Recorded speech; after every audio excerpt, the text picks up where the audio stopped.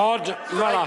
Thank you, Mr Speaker, and it's great to be able to finish the general debate this afternoon, to be able to talk about how effective the government is in providing sound economic management that allows families to be successful, and then the economic dividend can get reinvested in social services to help people who really need it. And if there is an electorate in the country, Mr Speaker, that reflects the success of this approach, it's the Bay of Plenty. And some statistics to paint a picture of progress.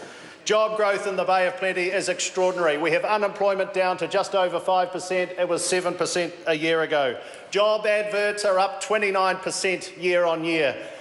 Bay of Plenty 20%, and that's the highest region in the country. Pay rates have jumped 6.7%, Mr Speaker, and are rising in the Bay of Plenty faster than anywhere else in the country, Mr Speaker. And 353 businesses have moved to Tauranga in the last 2 years, Mr Speaker, and that has led to a huge lift in building and construction.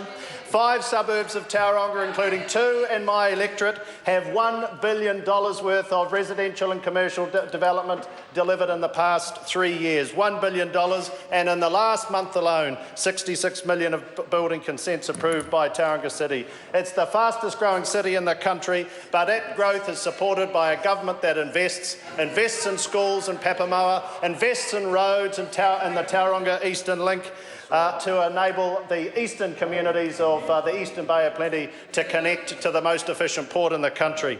But it's not just economically.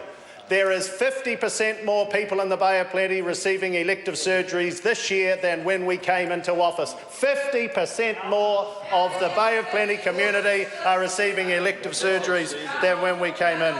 And not surprisingly, Mr Speaker, our city has been rated the most confident and economic upbeat in the country. And the longer terms are positive, with kiwifruit recovering from PSA, the ICT clusters taking off, and the merger of the 2 polytechs, the new CBD university development and the Trades Academy, all points to providing skills pathways for those who need it, Mr Speaker.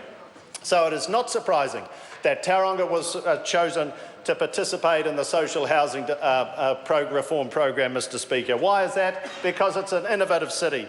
It is a community that has a proven track record in community housing provision, and we're open to new ideas to help fix challenging problems. But, Mr Speaker, what do we get from the other side? Unrelenting negativity. No to innovation. No to social investment that delivers results. No to foreign investment. No to migration. No to free trade. Mr Speaker, listening to the other side's arguments tells me that they are caught in the 1990s, Mr Speaker.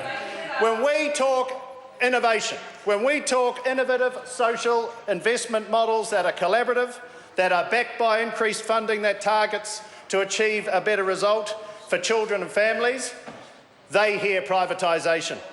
When we talk about helping the most vulnerable with the first benefit rise in 43 years, they think we're being cynical and they vote against it. When we talk about open, engaged, vibrant, culturally diverse New Zealand, connected to the world and open for business, they talk of Chinese surnames, external threats, and run to isolationist, anti-American tendencies which have always existed in that party. Mr Speaker, the Labor Party are stuck in the 1990s, and they think we are still the party of the 1990s, and they are rehearsing their old socialism versus neoliberalism lines, and it's tired and it's old and it's yesteryear. They are tone deaf to the changes that have occurred to society, to our party through the leadership of John Key and Bill English. Mr Speaker, we have changed, they have not. Public policy has changed, they have not. New Zealand has changed, they have not. The world has changed, they have not. And the reason is a quarter of their caucus were in those seats over 20 years ago. 1980s, 1990s, a quarter of their caucus. They are caught in a paradigm of 1990s. We are the true heirs of social policy innovation. They are an embarrassment to their legacy, Mr Speaker, an absolute embarrassment to their legacy. And that's why around the country, regional New Zealand, they trust this government because they see its competency, they see its character, they see its compassion, and they trust our ability to apply the best of tomorrow's ideas to fix the challenges of today, and believe that this government can best support their family into the future.